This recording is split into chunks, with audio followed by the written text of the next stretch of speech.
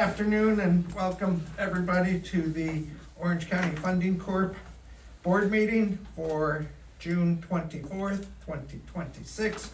The time is 5:02. I'd like to ask everybody to stand for the Pledge of Allegiance. I pledge allegiance to the flag of the United States of America and to the republic for which it stands, one nation, under God, indivisible, with liberty and justice for all. Thank you. Roll call, please, Bill. Jeffrey Chris. Here. Dean Tamburri. Here. Lee Benton. Here. Linda Muller. Here. Mark Green. Here. Giovanni Palladino. Here. Dr. Vincent Oda. Yeah. We have 7 of 7 members present. Also for staff, Bill Fioravanti, Kelly Riley, Marty Barras, Billy Iverson, our general counsel, Lino Sharetta, Rudy Zoda. We have also our state monitor, Brian Savage, and 2 guests from Vision Hudson Valley, Caitlin Lancelotti and Kian Ballantyne. I think that is everybody. Thank you, Bill. I'll point out on page 2 of our packet, proof of notice of this meeting was properly executed. In page 3 are the minutes from the May 13th, 2026 board meeting. I would ask for a motion to approve those minutes. By Mark, second by Giovanni. Any additions, corrections to those minutes? Hearing none, all in favor, please say aye. Aye. Opposed and abstentions? Please. Linda Muller abstains. Moving on to new business. Mark Green, please, concerning the May 2026 financials, payables, and we have a CD maturing. Yes, very quiet as far as payables go. Just 2 things were discussed. One, in the fall, we're gonna have to really reassess the way the funding corp helps offset some of the expenses of the IDA. So that'll, just stay tuned for that. And then second, we have a CD coming due on July 12th. Current interest rates have Provident Bank at just over 4% for 9 months. And we will, at that time, barring some sort of any craziness, we'll be rolling over that $600,000 into a 9-month at Provident. And the committee approved the financials for the board to approve. Thank you, Mark. Any questions for Mark on those? And he covered the May 2026 financials, May payables, and the CD maturing. Hearing no questions, I'd like to entertain a motion to accept those 3 items by the board. So moved. Second. Thank you, Lee. Second by Linda. Other discussion? Hearing none, all in favor, please say aye. Aye. Opposed, the same. Motion carried. Anything else that needs to come before the funding court? Yes, sir. I would then ask for a motion to adjourn. By Mark, thank you. Second by Doc Odock, thank you. All in favor, please say aye. Aye. Opposed, the same. And adjourned for the funding corp at 5:05. Pretty quick.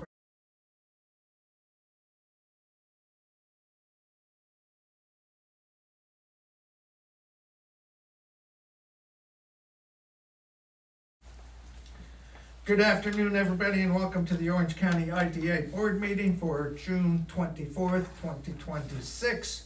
I would ask for a roll call, please, Bill. Sure. Jeffrey Chris. Here. Dean Tamburri. Here. Lee Benton. Here. Linda Muller. Here. Mark Green. Here. Giovanni Palladino. Here. Dr. Vincent Oda. Here. 7 of 7 board members present. For staff, Bill Fioravanti, Kelly Riley, Marty Barras, Billy Iverson on audio visual, our general counsel, Rudy Zoda, and Lino Sharetta here, our state monitor, Brian Savage, and 2 guests from Vision Hudson Valley, Caitlin Lancelotti and Kian Ballantyne. Thank you, Bill. I'll point out proof of notice for this meeting on page 2 of your packet was properly provided and executed. On page 3, consideration of the minutes for the May 13th, 2026 IDA meeting. I would suggest a motion to approve those minutes. By Mark Green, second to that motion. Dean, thank you. Any additions, corrections on those minutes? Hearing none, I'd ask for a vote. All in favor, please say aye. Aye. Opposed, the same. And abstentions? 1 by Linda Muller. Thank you. Those minutes are approved. Moving on to reports, I have just a brief chairman's report. I do look forward to reviewing the goals later in the agenda, as well as the quality of life report. Thank you, Katie, to being here and your helper there. I did finish my APO training. I think we have 1 or 2 board members still to. One left, yeah. One left. Wrap that up, so please keep that in mind. I also attended the New York State Economic Development Council Conference in Cooperstown. It was a 2-day meeting. It was certainly good to interact with people around the state. There's honestly a lot of energy and economic development at the business level. We heard very little, I would say, about data centers, but they've been in the news recently with some pretty significant concerns. So I thank everybody for allowing me to go to that. Unless there's any questions for me, I would move on to the CEO report, page 6. Sure. Just in addition to my report that's in your packet, I just mentioned a couple of things. I'd like to toot our own horn when we have our members or staff that are honored for something. And Jeff Christ and his family were honored by Mount St. Mary College in their golf and tennis tournament that was June 1st. I will say, as a trustee for Mount St. Mary College, we appreciate obviously your support, but it resulted in the most successful event they've ever had, really. Wow. So it was big. So appreciate your support there. And also, for those that don't know, Giovanni Palladino, the architect, designed Eastdale Village, which is a really, really interesting development. If you have not seen it in the town of Poughkeepsie, it's really amazing to see. They actually have, they named their piazza, or their, how would you describe that? Square, almost a public square. They named it Piazza Palladino in honor of Giovanni, which is quite the honor. I just really wanted to acknowledge that. Thank you. Really The only other thing I'll add is, and this came up at our finance committee meeting, of course, our external CFO is Shannon Manisi from RBT CPAs. RBT just merged with UHY, a top 25 international accounting firm. So she was very clear, it's not gonna change any of the way she works with us or any of the services or resources. It actually only adds resources. We did used to work with UHY before RBT, where they're a local group based in Kingston. So we have positive experience with them as well. But I wanted to make that announcement. That's all for me. Questions for Bill? And thank you for the detailed report. Obviously, you covered a lot of dates in that report where you had activity communications with the public and various rotaries and all kinds of stuff. Yeah, trying to step up our presentations out there. Yes. So. Let's see. Katie, we could move to you if you would like. We have a certain amount of other business, but in consideration of you being here and efficiency of your time, does that work, Bill? Absolutely. Let me just get her ready. I'm just avoiding bath time right now. Yeah. Oh, so That's fine by me. maybe you'll have to make a longer report. Just drive around a little bit after this. Let me just get you on the screen. Yeah, go ahead. In this quality of life report, we help fund. Absolutely. You guys did do $20,000, so thank you very much for that. It could not have been done without you guys, so it's very much so appreciated. You're welcome. Okay. We're excited Sorry, to that hear was me. about it. No, you're Your good. turn, You're your turn. good. You're good. You're good. It's all you. So as Bill mentioned, I've been here before, but I do just want to reintroduce myself for the room. My name is Katie Lancelotti. I'm the Executive Director for Vision Hudson Valley. Thank you guys for your support. As Jeff mentioned, like I said, without you guys, this report would not have been possible. But I did just want to go through it, and thank you for the opportunity to present this evening. So, this afternoon, whichever you would like to say this is. So, as just a refresher, since the last time that we spoke, the report card is broken up into 8 sections, 9 technically, because we do have a demographics section. Those are outlined here.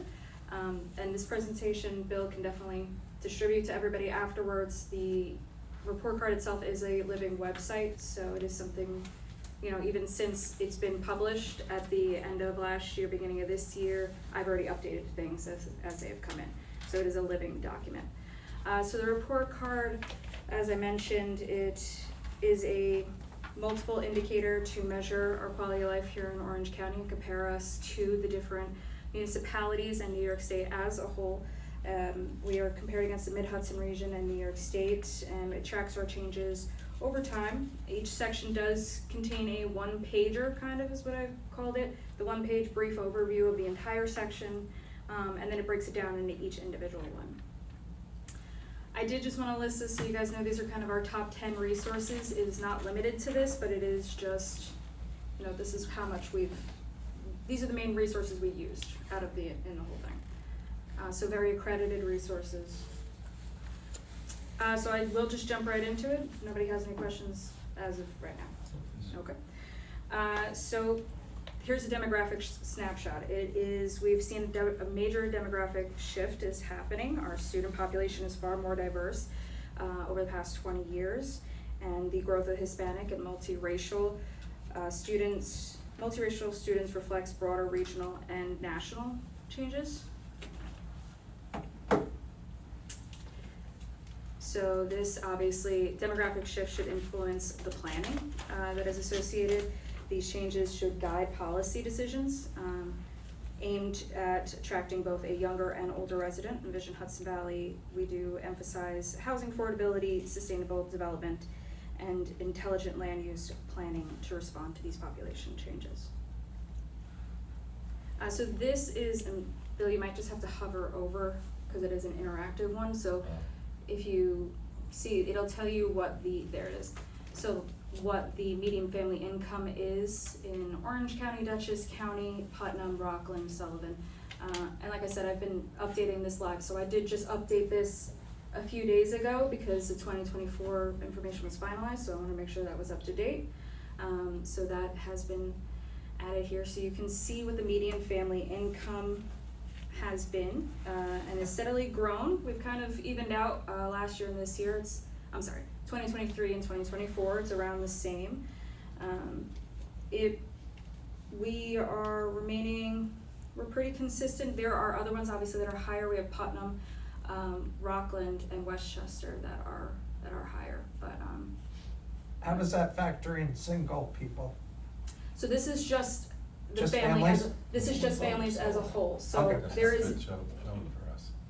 So that there is just median income, and that is listed. I just put median family income Okay. in this presentation, Okay. but median income itself is listed as well. And This that, does exclude singles, this is strictly, Just that. yeah, this Okay. is on a family household basis. Okay, so the education snapshot, this one does in the presentation, so I've been calling it my world tour. I have been going out and giving presentations on the report card. This one tends to get a little bit of a gasp on it, because you see the homeschooling has gone up 165% since 2009. Things that are attributed to that are COVID, lifestyle changes, people wanting to have that control over how the education goes, and that's part of it. Another thing that tends to get a little bit of a red flag for some people is that the teacher salaries have rose 72% since 2005. Things to keep in mind are that even though the salaries have increased, it's making up, I say quote, it's making up for the faculty loss. So almost that you have this number of teachers and this number of salary, where it used to be the opposite. So you used to have more teachers, lower salary. Now you're having less teachers, higher salary. So to make up for the fact that one teacher is probably doing 2 or 3 jobs. So this is the public school enrollment, just kind of break it down. Obviously there's a lot of numbers here and you can take your time to go through them, but it highlights the sharp decline in Orange County's public school enrollment, which fell by about 16% from the 2003-2004 to 2023-2024. So it does reflect the shift in demographics. It does also, play into that. The homeschooling has gone up, so obviously the public school enrollment's gone down. But the graduation rates, that's something to keep into account. Graduation rates are rising, so that's always a good thing. So environmentally, snapshot. So our indicators we are showing an overall improvement, especially in our air quality. We're seeing clear climate impacts, more extreme temperatures and increased rainfall, and high forest cover is a key ecological asset for our county. So we are about 60% forested, so that does definitely help with our ecological standing. And I thought this one just would be interesting for you guys to see that this has the environmental cleanup sites, so the Superfund sites, the brownfield sites, those, Superfund sites obviously can't be touched, but the brownfield sites, that might be something you guys would be interested in as a whole. So public safety, so crime is down, I'm gonna say that. Oh, yes, so overall, we are safer today than we were in the mid-2000s, which is with a major reduction in crime. The pandemic era shifted the effect on arrest trends, but total has since rebounded. And hate crimes remain low, but they're kind of inconsistent from year to year. So it's like 11 in 2019 to 13 in 2023. They're around the same. They just kind of bounce. And so while the report card does focus heavily on socioeconomic indicators, more on socioeconomic indicators than crime rate, public health and community level safety factors, including housing stability, healthcare access, and environmental conditions remain essential components to everyone's well-being. So these are the cannabis dispensaries by county in the area. So the Mid-Hudson region has 66 operational dispensaries, mostly in Westchester and Dutchess County, yet most towns and villages have opted out, but the total regional revenue is 8.8 million. So that's high. That's more than half of that. There's a lot more than 11 in it. Yeah, when was that count done? Yeah, there's a That- lot more than 11 in the county. Got almost that much. That count would have been, that was from the New York State Comptroller, so I can get the exact date, I wanna say 24 probably. Yeah, oh, okay. Yeah, is to when that would've been last. I think they said we have 11% of the dispensaries in the state are in Orange County. Pretty sure that was a recent number. That I don't know. Was that- I will. I just know there's 11 or 12 in the town of noting that Newburgh. for me, so I can- Yeah, exactly, there's a lot in Newburgh. But I think that's the number is 11% are in Orange County statewide. Yep, I will definitely double check that and I can get back to you, Bill, on that one, but I just asked Kian to make a note so I can look that one over. Okay, so civic participation is increasing, which is a positive sign for community engagement. The changes in population do affect political representation, so that's an important trend to keep watch of. And grant funding is helping to support DRIs, or downtown revitalization initiatives, and infrastructure upgrades. Most municipalities maintain stable financially, with some exceptions. So, that is not the slide I put. Hold on one second. This is the slide that I wanted to go to. So it's a busy slide. This is just kind of outlining what the outliers are, being South Blooming Grove and Washingtonville. So they are at a moderate stress level. There are several others reported elevated environmental stressors. So an environmental score, so their environmental score, which measures non-fiscal external factors like high poverty, unemployment, or shrinking tax base, which impacts the local government's abilities to raise revenue. So health and well-being. Health outcomes show progress, but there are definitely disparities, especially by race, which remain significant. COVID-19's mortality spikes show that the county was not immune, and I'm sure Linda can attest to that for sure. But we were not immune to statewide trends. And we do have rising obesity and STI rates, underscore areas where prevention efforts are crucial.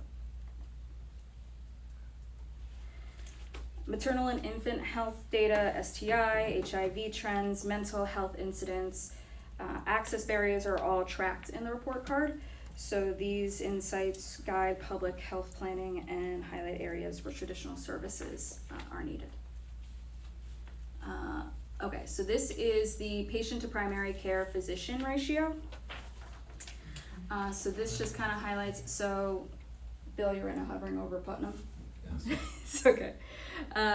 So this highlights what, from 2014 to 2024, per one doctor, how many primary care physicians there are. So as of 2024, there was 1,498 from research that for Orange County, from research, kind of the industry standard is about 1,500 to 2,000 for physician to primary care. So we are in that area. Obviously, Sullivan County, you can see there's that disparity, but it is obviously affected by a rural environment versus an urban environment.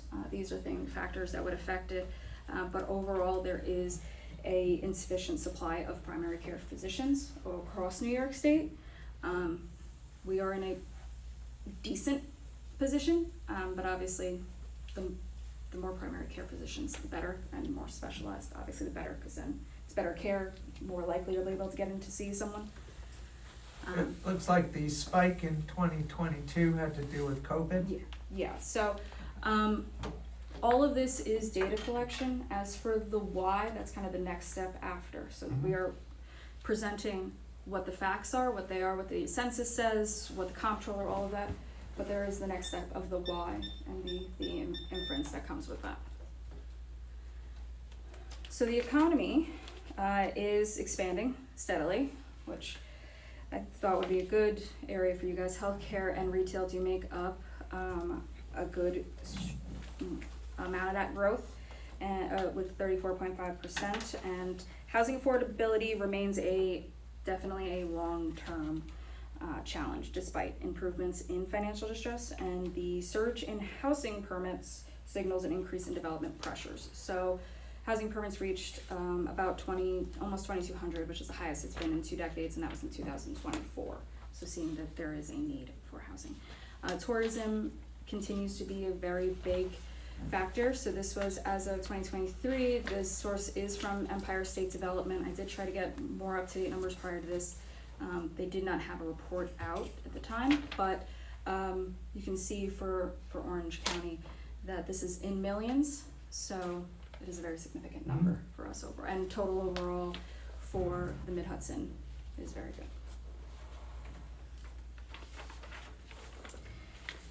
So our arts and culture, cultural infrastructure is diverse but heavily reliant on smaller venues. Our film production is becoming a more significant economic and cultural contributor for our area. This is information provided directly from Amanda Dana and her team at the Tourism and Film Office, but this is the film production that did occur from 2015 through 2025. And we will get the up-to-date numbers for 2026 as the year goes on, but our film production continues to go up. What are those numbers, whole numbers showing? As like number of films or? Yes, number of productions that occurred and were completed in 2020 in these years. Okay. Could be 1 day, could be 16 weeks, right? Yep. Right. Okay. Yeah. So one thing that we did do this time around was we did change from having just transportation to infrastructure. I know we talked about it, but we wanted to focus on infrastructure more because it's not just about the roads, it's also about the fiber, it's about Wi-Fi, it's about EV vehicles, it's about gas and electric, it's about all of these things. So we did go ahead and update this section to be about infrastructure and not just transportation. So there's been significant state investment going towards maintaining local streets and highways. EV infrastructure has shown uneven adoption, but there is an opportunity for future growth.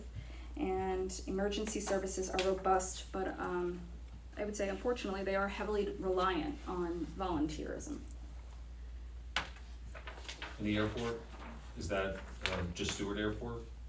The last bullet there, or is that Westchester as well? Yes, Westchester as well. Okay, but most of that loss, I imagine, is at Stewart Airport. Okay. Yes, but I can get, that's those two because of those major regional airports.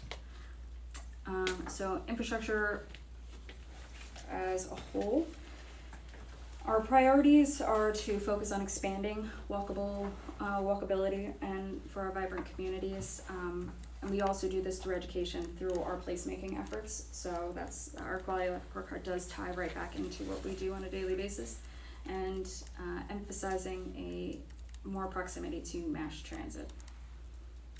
So this I wanted to include as this is the average age of a wastewater treatment plant as of 2024 for each region, for each county, I'm sorry. Each of them, you know, the average age, you're looking at about 56 as the average age. For reference, the life expectancy is 40 to 50 years for, Wow. yes. That is the life expectancy after 15 to 20 requires major maintenance. So all that to say, we are basically running on inefficiency when it comes to our wastewater treatment, so that's just sucking up more resources. And it's more cost. So if you're not being as efficient, it's also increasing your risk of mechanical failures and environmental noncompliance. So these are all things that need to be considered, and this is published by the DEC itself. Yeah. Those must be local municipalities and such, because that's not Orange County. Orange County's facilities are not even 20 years old. Right. And it's another expansion going on, yeah. Should be starting.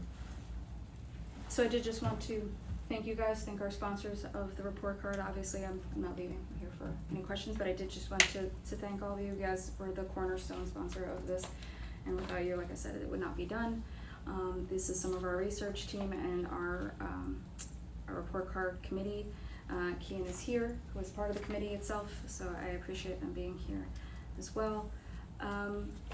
So just some key takeaways is that quality of life is definitely multidimensional. We went across 8 key sectors and demographics, so we went across 9 different things, but you know, it's always multidimensional, it's always changing, and we are always looking to improve it however we can. I know that Amanda Dana recently had asked me for a report on the biggest major employers. It was something she needed to present for the county. She asked me for the major employers. I was able to find it for her, and I just told her I will add that to the report card website. It is something I think that is important to have under the economy section as to who our major employers are here in the area.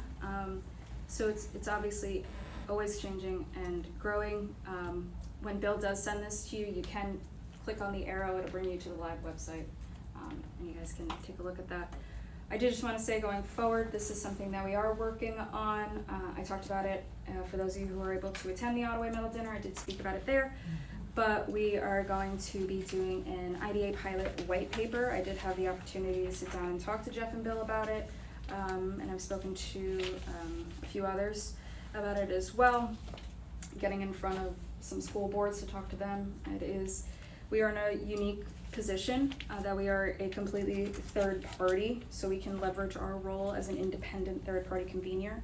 It will provide clear, balanced, and data-driven information that explains how pilots work, the roles of the IDAs and the countywide, municipality-wise, and how, you know, the benefits and the trade-offs that are there. So we believe that by increasing transparency and grounding conversations in shared facts, that this effort aims to foster more informative public dialogue and build trust among stakeholders and support strong, more thoughtful regional decision-making in the Hudson Valley.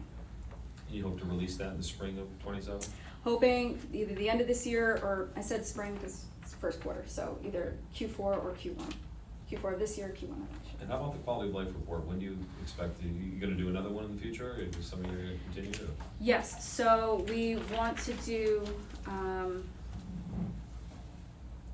clickers. I'll let you finish, sorry. No, it's You at okay, the end? clicker stopped working for me, yeah.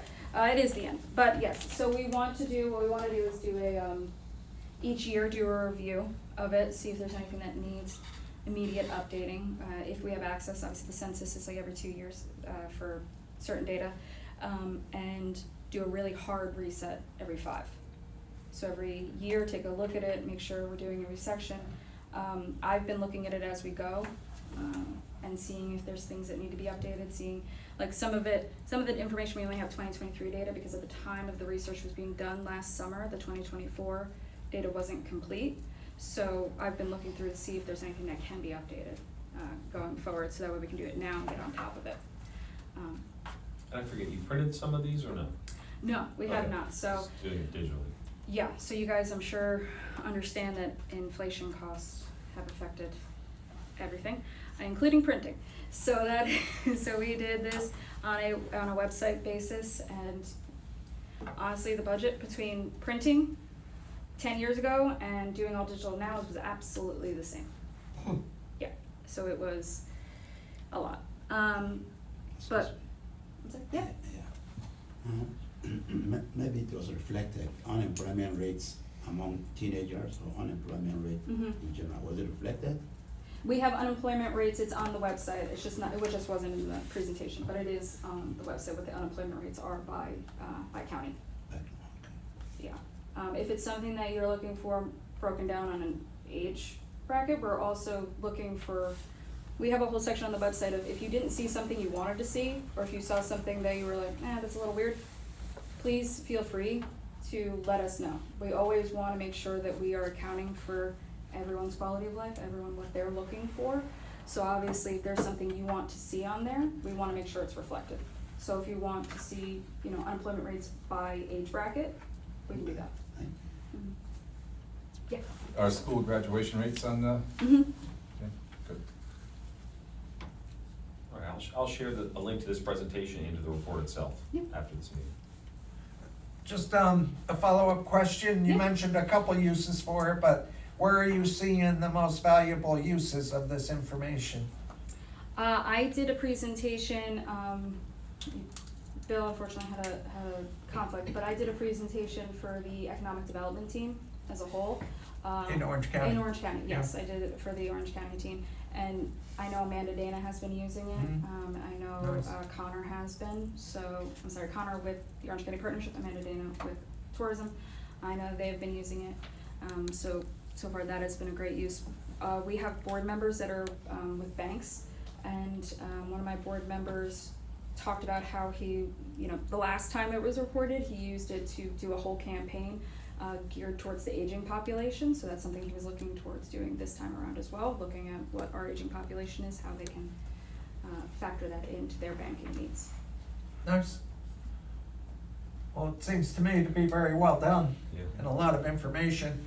I didn't realize it was, what'd you call it, a live report? Yes, yeah, it's an That's neat. active, it's a living document, so Living that's, document. it's okay. part of what I wanted it to do, so that it wasn't, what do they say, the minute you drive a car off the lot, it depreciates? Yeah. I didn't want that to be the case with this, I wanted it to continue to appreciate, so that's kind of what we're looking to do. So as you're adding to that throughout, Mhm. and other people have questions or like you to add something else to it, you could do that as well. Absolutely, so that's what we want to do. So like I said, Amanda had brought up this, Amanda Dana had brought up, the biggest employers. I'm like, that should be there. I think that's part Yeah. of quality of life. And that's something that obviously I would wanna look at on a 6-month to a yearly Mhm. basis, cause that does change.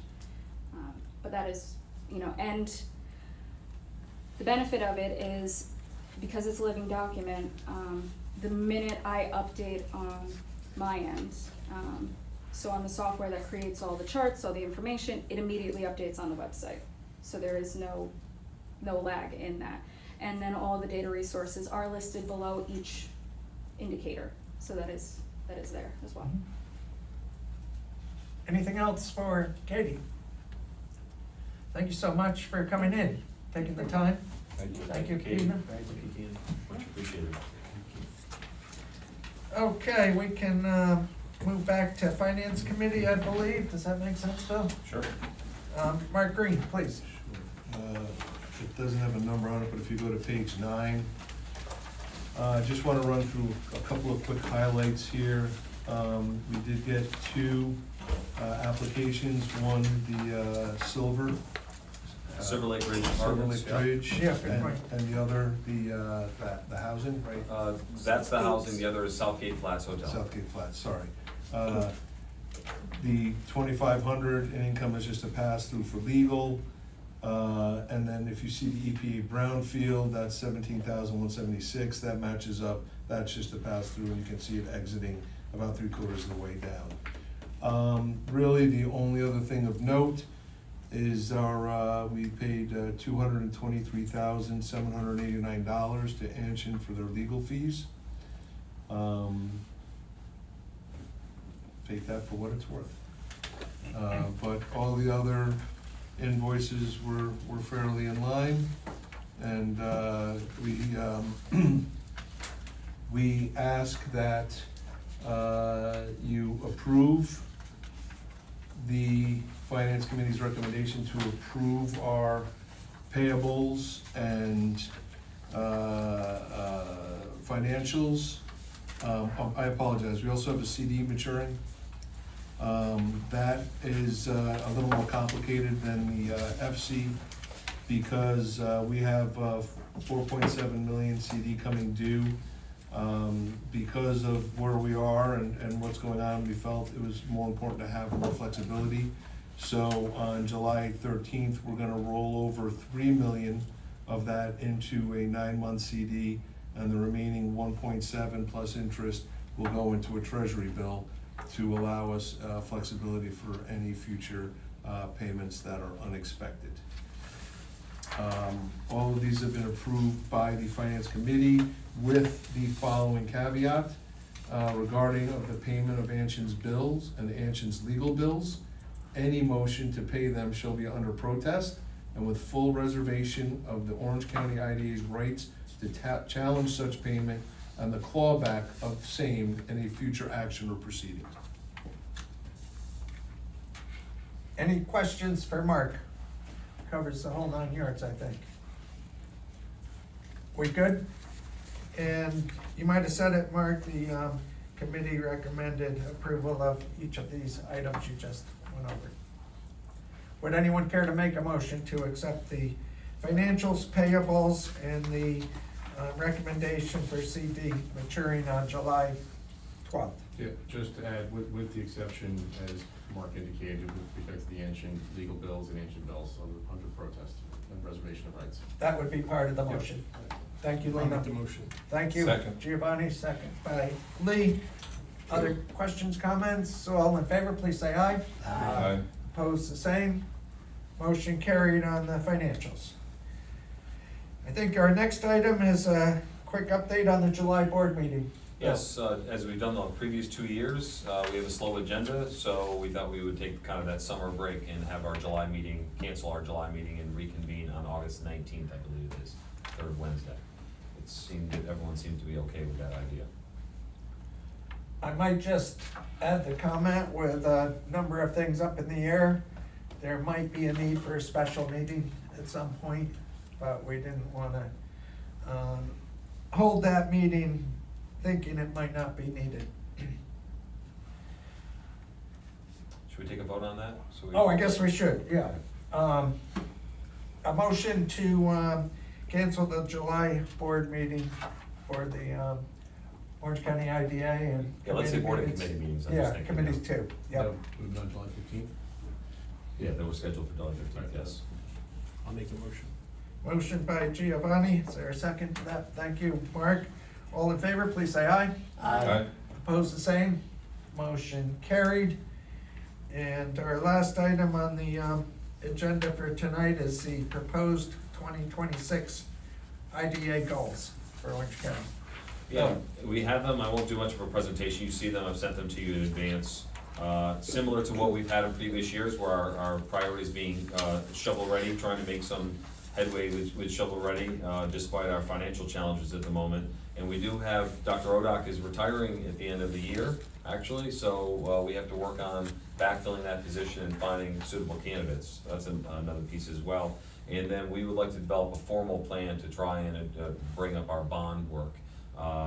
So I've been working with our bond counsel on that and want to develop a formal plan to promote both taxable and tax exempt bonds for the IDA. And then housing, another area of focus, given the housing crisis and us adding this to our UTEP at the end of 2024, we want to promote this and encourage more applications in that arena as well.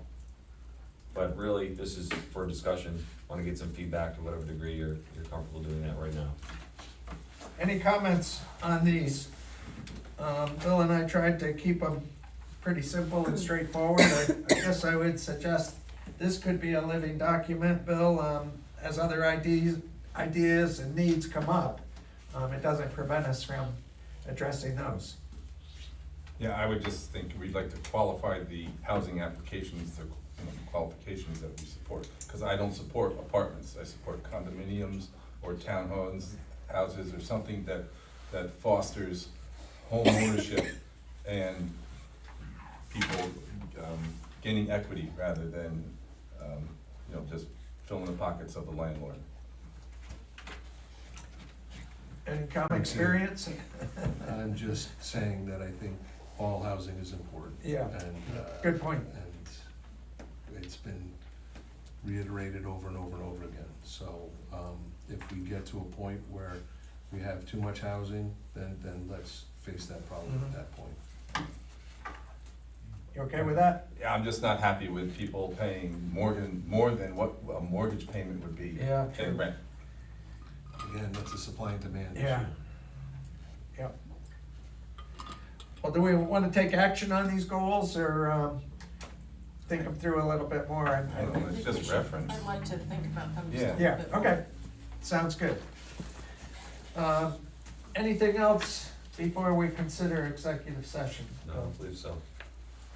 Everybody okay with moving into executive session? Yeah, and what I would suggest is someone make a motion to go into executive session, basically to discuss litigation strategy regarding, with counsel, regarding the matter of the OCIDA versus New York State Inspector General, which is currently pending in Orange County Supreme Court, and also proposed litigation with respect to the recent legislation amending General Municipal Law, Section 912, as it pertains to the monitor. So that's the motion, if someone would care to make it.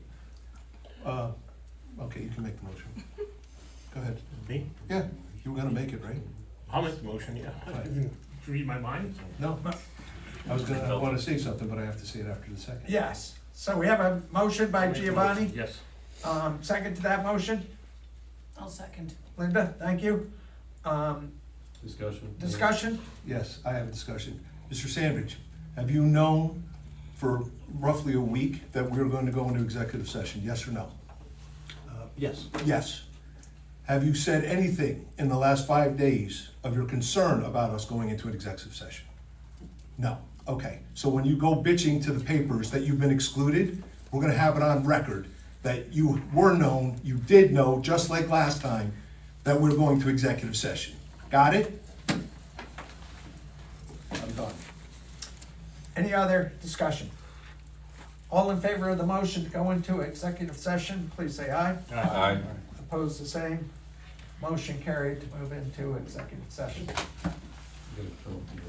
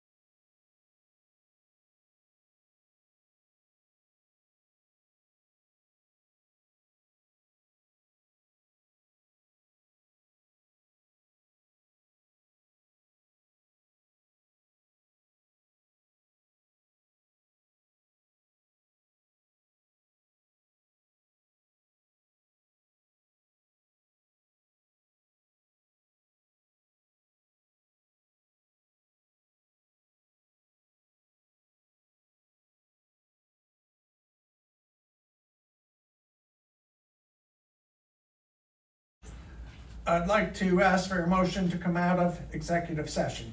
If someone would care to make Motion. that. Mark, second. Second. Giovanni, any discussion?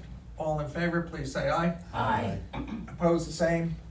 Motion carried. We are now out of executive session, and I can report that no action was taken during executive session. And with that, I would suggest a motion to adjourn our meeting. Mark, I'll second. second, yep. Giovanni? Yep. All in favor of adjourning the meeting? Aye. Aye. Opposed? Motion carried. We